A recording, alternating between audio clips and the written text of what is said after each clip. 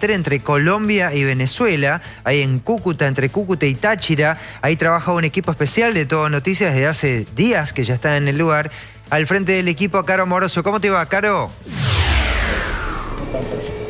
Hola, ¿cómo estás, Fede? Por supuesto, todo el mundo pegado a la pantalla viendo lo que está sucediendo en Nueva York, con mucha, pero mucha expectativa también en casi una situación espejo con lo que puede pasar en Venezuela. Atención con anuncios que puedan tener que ver con nuevas disposiciones de esta suerte de interinato dispuesto para Delcy Rodríguez, quien tenía la vicepresidencia de facto de Venezuela y quien ahora ocupa el cargo de presidenta encargada en este proceso de transición. Y te digo atención con lo que se puede anunciar porque frente a lo que se considera, según las expresiones de Delcy Rodríguez previo a aquel comunicado de ayer de la cooperación con Estados Unidos, ella tipificó la situación como un estado de conmoción. Atención con lo que esto habilite o la puerta que esto abra en términos de reglas o leyes que quiere imponer la Asamblea Nacional Chavista para el territorio venezolano, con mayor incluso cercenamiento de las libertades. Mucha atención a lo que pueda pasar a partir de ahora, ya con la formalización de esa autoridad y con la formalización, te repito, de cuáles van a ser las reglas en el terreno. Hemos captado incontables testimonios desde, te diría, el alba de hoy. Era todavía la noche cuando estábamos trabajando en el puente Simón Bolívar, estamos 2 horas más temprano aquí. Y te digo que si hay algunas palabras que pudiera asociar con los testimonios que recabamos, una de ellas es miedo, otra de ellas es expectativa, otra de ellas es incertidumbre y la sensación de que el silencio y la extrañísima calma que priman en Venezuela son la antesala de algo, pero los venezolanos no saben a ciencia cierta qué es. Por eso para muchos que se preguntan, bueno, ¿por qué no han salido masivamente a las calles quienes han avalado o apoyado, mejor dicho, la opción opositora en las elecciones de 2024, quienes son la disidencia en Venezuela? Bueno, pues el miedo sigue imperando, el sistema sigue en pie. Y esto es lo que te dicen, sobre todo en el off the record, el sistema sigue en pie. ¿Cuánto van a cumplir de los compromisos asumidos con los Estados Unidos? Eso no se sabe. Te diría que hay algunas señales que, sobre todo quienes observan la actualidad venezolana desde el exilio, van a esperar de Delcy Rodríguez para entender si esto es realmente una voluntad de cambio.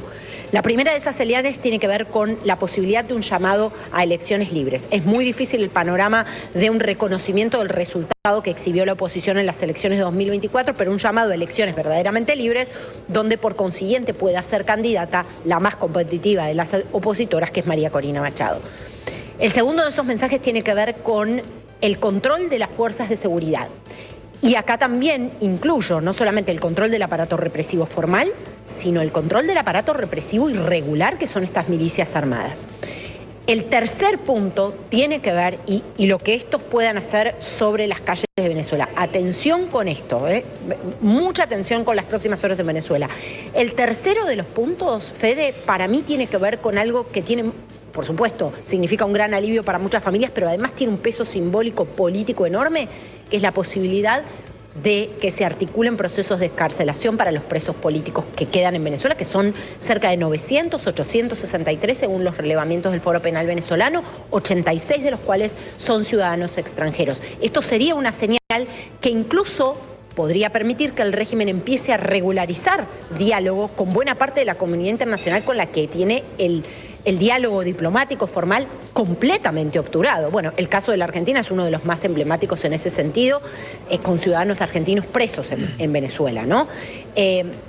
Presos en situación de secuestro, incomunicación. Nosotros casualmente hoy estuvimos en el puente por el que pasó y trazamos, reconstruimos los últimos pasos que dio Nahuel Gallo antes de ser detenido en Venezuela. Este para mí es el panorama ahora, pero una vez puesta la atención sobre Nueva York, que por supuesto es muy importante, algo previsible, la estrategia, declararse inocente, plantear esto en términos de una defensa política. Maduro y Cilia Flores van a plantear esto como una defensa política. Me hace acordar mucho a la estrategia utilizada con Alex Saab, ¿no? El gran, el señalado como el gran testaferro de Maduro y uno de los artífices de los negocios espurios del régimen, pero van a apuntar a una estrategia política. Una vez puesto el foco en Nueva York, te diría que hay que volver a Venezuela y pensar si el régimen quizás no puede empezar a aplicar algunas normas con esta excusa del estado de conmoción que puedan restringir incluso más las libertades en territorio venezolano. Pero claro, yo tomo nota mental, ¿no?, de cómo va a ser una transición. Vos recién hablabas de volver a convocar a elecciones y cualquiera puede decir, pero caramba, se hicieron a mitad del 24 y los resultados fueron bastante claros, salvo para los jerarcas del régimen. Pero si volvieran a hacer elecciones, supongamos que se vuelve a hacer, María Corina Machado y González Urrutia tienen que salir de la clandestinidad, sigue estando el helicoide, no se habló todavía de los presos políticos, hay centros de tortura donde deben seguir torturando, digamos, tiene que haber una transición de clima para que se pueda avanzar sobre lo institucional. Exacto. Bueno, y ahí retomo lo que vos decías, de lo que la sensación que te daban, ¿no? Hay incertidumbre, hay silencio, hay miedo. ¿Y cómo se avanza entonces?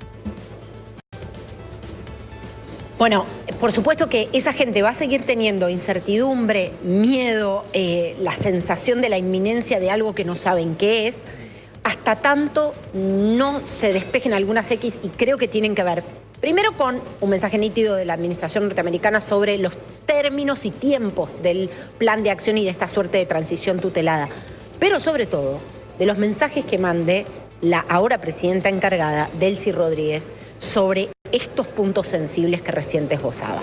El llamado a elecciones, por supuesto, reales, competitivas, no amañadas, ni con triquiñuelas como proscribir a la más competitiva de las candidatas. Y, por supuesto, la situación de los presos políticos tiene un peso simbólico enorme, y quiero detenerme sobre la situación de los presos políticos extranjeros. Los presos políticos extranjeros han servido como ficha de negociación para el régimen, ¿sí?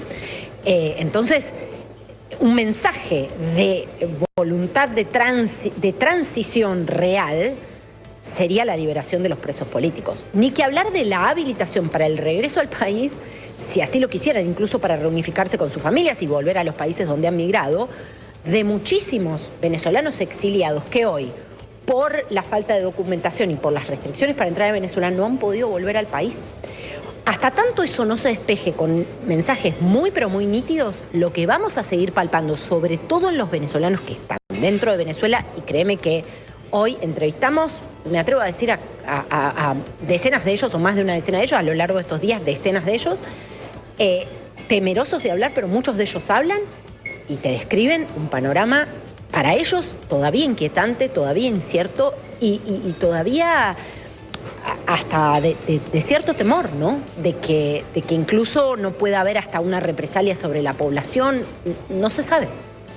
Vos sabés que en las primeras horas del fin de semana, el primer mensaje de Delcy Rodríguez, esto que debe haber sido el sábado a la mañana, estarías en viaje vos, Caro.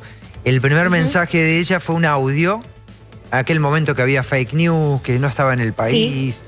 Sí, lo dimos al aire, llegamos contribuía a decir, esta mujer está en Moscú, ¿cómo que está en Moscú? No me dan las cuentas de horas. Bueno, no importa, estaba en Venezuela. Pero los primeros mensajes fueron mensajes duros, no de transición, ¿no? No de transición, sino reclamando la devolución de Maduro, digamos, muy duros para con el estado actual en Venezuela. Después vuelve a hacer declaraciones Donald Trump, que son los titulares del Mundo Hoy, como diciendo más vale que se ajusten todos a derecho, cierta velada amenaza que pone Donald Trump. Pero tampoco es que ha bajado mucho.